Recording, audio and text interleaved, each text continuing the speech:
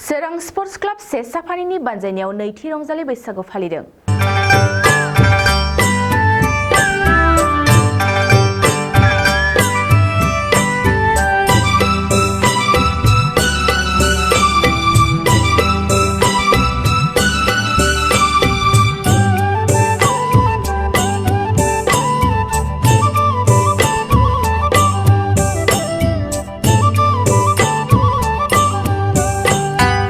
बैसागु बर'नि मोनसे एंगारहायै फोरबो जाय फोरबोखौ बर'फ्रा गोदो गोदाय समनिफ्रायनो फालिबोगासिनो दं।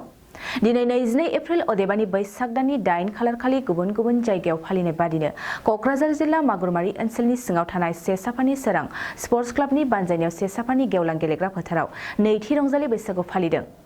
बे हाबाफारि बायदि फुंबिलिनि समाव क्लाबनि फिरफिला बिरहोनाय, बिफां फुलि गायनाय, दिरुं बोनाय गेलेनाय, थालिर बिफां गाखोनाय लोगोसे गामिनि गासैबो जयै बैसागु मोसानाय हाबाफारि लानाय जायो। फुंबिलिनि समाव क्लाबनि फिरफिलाखौ उदां अख्राङाव बिरहोयो क्लाबनि आफादगिरि बिरदाव बसुमतारी आरो लोगोसे नेहाथारि अमित नार्जारी बिथाङा। बे हाबाफारियावनो सेसाफानि गामिनि बोराय बुरै आरो सेंग्रा सिख्लाफोरा गाजा गोमजायै रंजालि बैसागु फोरबो फालिदों। दिनै जोङो थांनाय बोसोरावबो जोङो बै रंजालि बैसागुखौ फालिबोबाय थादों। दा फालिबोनायनि गेजेरजों दिनैबो बे बोसोरावबो बे 2023 मायथाइयाव जोङो सेसाफानि गामियाव बिदिनो सिगांनि बायदि देग्लायबो जोङो फालिगासिनो दं बैसागुखौ। दा रंजालि बैसागुखौ जोङो रंजा बाजायै प्रत्येक बोसोराव जों बयबो हारि माहारि जों गासिबो ज' जानानै जोङो फालियो। दा जोङो सेसाफानि गामियाव जोङो मोनसे प्रग्राम लाबाय थाखायो हिसाबै देग्लायबो जोङो गाजा गोमजायै बे प्रग्रामखौ लादों। आरो आं बेखौनो खावलायनो लुगैयो दे जोंनि फैबाय थानाय इयुन जोलै गथ'फोर दं, जोङो बे रंजालि बैसागुखौ जोङो जोंनि गथ'साफोरनो जों फोरोंलांनांगौ। बा जोङो बे बैसागु बोथोराव जोंहा माखासे गारजेनफोरजों जोङो मिट खालामो जे गेदेरखौ जोङो सनमान होयो, गेदेरा जोंखौ अननाय होयो। जों बे फोरबोखौ फालिबोदों आरो बेजों लोगोसे जोङो रंजा बाजा बोथोरखौ सबसमाय रंजा बाजा खुसि बोथोरै जोङो फालिबोबाय थादों। आरो जोङो सेंग्रा सिख्ला गथ' गथाय बोराइ बेन्थ जेसेबां दं आबै आबौ आइ आफा बिदा फंबाय बिबाजै बिबोनां जेसेबां दं, जोङो दंनायमानि जोङो हाजासेखिनि जोङो बैसागु बोथोरखौ जोङो फालिबोबाय थादों। आरो बे देग्लाय बोसोरबो जोङो फालिदों।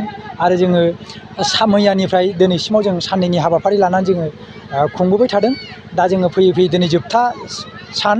बे जोबथा सानाव आङो बयखौबो खावलायो जे इसोरा जोंखौ बिदिनो बैसागु फोरबोखौ फालिलांबाय थानो हानायनि थाखाय जाहाथे अबंलारिया जेब्लायबो जोंनो बयनोबो जोङो बोर सारस्रियो आरो जोङो रंजा बाजा बे बैसागु बोथोरखौ जों फालिलांनो हायो।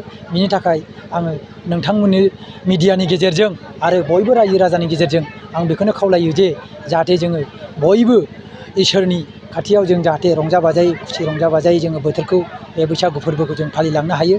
आरो आंनि बे गोदान बोसोराव आङो देग्लाय बोसोराव आं गावबुरा बिबानखौ आं मोननायलाय दा आंहा इसेबां बुंनो प्रेक्टिस गैयाबाबो आं बुंबाय नोंथांमोनखौथ' जोंनो जेब्लायबो नांगौ। आरो नोंथांमोनखौ आङो आंनि गोसो गोरबोनिफ्राय बे रंजालि बैसागुनि हामलायनायजों आंनि मोजां मोननाय आरो सिबिनायखौ नोंथांमोननो जासिनायजों लोगोसे आं बयबो रायजो राजानो जासिनानै आंनि फंनैसो बिबुंथिखौ आं बेयावनो फोजोबनानै लानाय जाबाय। गोजोन 23 मायथाइनि बे बोसोरसालिया रंजालि बैसागुखौ जोंनि सेसाफानि सोरां स्पर्ट्स क्लाबनि नाजानायाव दिनै सानसेनि हाबाफारिजों बियो जागायगासिनो दङ दासिम। दा आङो सेसाफानि गामिनि रायजो राजानि जानानै जोंनि दिनैनि बे रंजालि बैसागु फोरबोखौ फालिनायाव हेफाजाब होफानो थाखाय आं दिनै बेवहाय गसंदों। आरो जोङो सिगाङाव थांनाय बोसोराव जोङो बे रंजालि बैसागु फोरबोखौ जोङो फालिदोंमोन। नाथाय देग्लाय जोङो बै बोसोराव बुंखानाय बायदियै साननैनि हाबाफारिजों जोङो मावगोन होननानै बै बोसोरावनो आङो बुंदोंमोन। नाथाय जोङो देग्लाय माखासे एंगारहायै जाहोननि थाखाय जोङो सानसेनि हाबाफारिजोंनो जोङो दिनैनि बे रंजालि बैसागु फोरबोखौ फोजोबनो गोनां जासिगोन। गोदान बोसोरनि मुङै मा हामलायथि बावहरगोन रायजो राजाफोरनो? आङो गोदान बोसोरनि रायजो राजाफोरनो गोदान बोसोरनि थाखाय आङो नैबेखौनो हामलायथि बावहरगोन दि जाहाथे जोंनि बे रंजालि बैसागु फोरबोखौ इयुन जोलैफोरनो जाहाथे रोखायै मिथिहोयो जे जोंनि बे रंजालि बैसागु फोरबोआ जाहाथे जोंनि बर' हारि थानायाव माब्लाबाबो बे बैसागु फोरबोआ जोबनानै थांनो मोननाय नङा आं बेखौ रायजो राजानिसिम फोरमायगोन। जेरै दुरुं बोनाय, थालिर गाखोनाय, ओमफ्राय मिउजिक चेयार, ओमफ्राय लोगोसे बै दै बोरि बेबायदि खेला लादों। आरो ओरैनो मोनाबिलि हारिमु आयदाखौ जों 6 रिंगानिफ्राय लानाय जादों। बावनो जों हांख्राय हरजानाय जिसि नार्जारिखौ इनभाइट खालामनाय जादों। गोसोखौ माबायदि मोन्दों? गोबां रंजा बाजा गोजोननाय मोन्दों। बिदिनो ज' ओंखारलायनानै बा खामानिफोरखौ मावफुंबा गोसोखौ गोजोननाय मोनो। फैबाय थानाय समाव दानायाव नाजासै, जों नाजानायाव जाखिनि हायो नाजालांबाय थागोन जों। 3288 एबा 8638167582 आव कल खालामनानै स्लट लानो हागोन।